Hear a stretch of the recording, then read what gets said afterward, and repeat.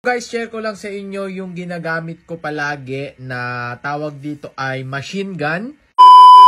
So guys, share ko lang sa inyo yung ginagamit ko palagi na tawag dito ay machine gun.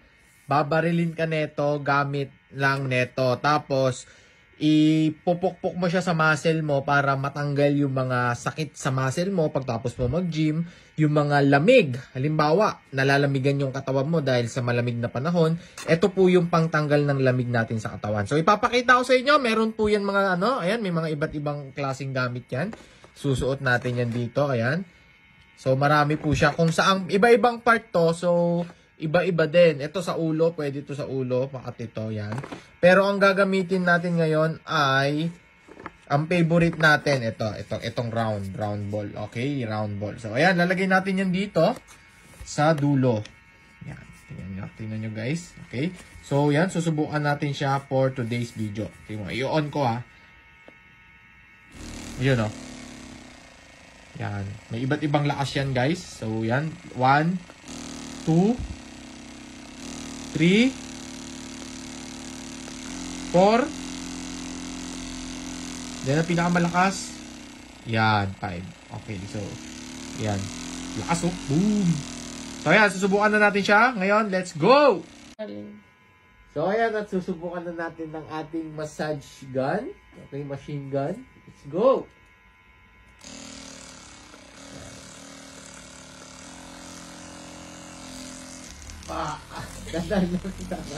Dandan lang. So, masakit yan guys. Dapat dadaan lang pag dadaan kayo.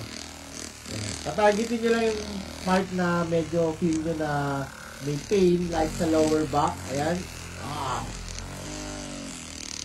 Pero masarap siya kasi natatanggal talaga yung mga natatanggal yung mga lamig. Dandan lang. So, ayan.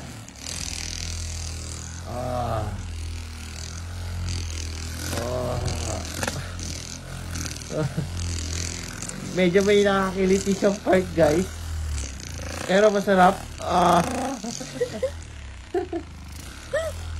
Ayan o. Nararamdaman ko yung mga lamig eh. Ayan o.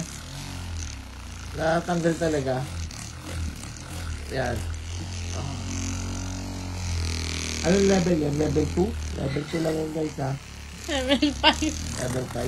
Okay. Okay. Okay.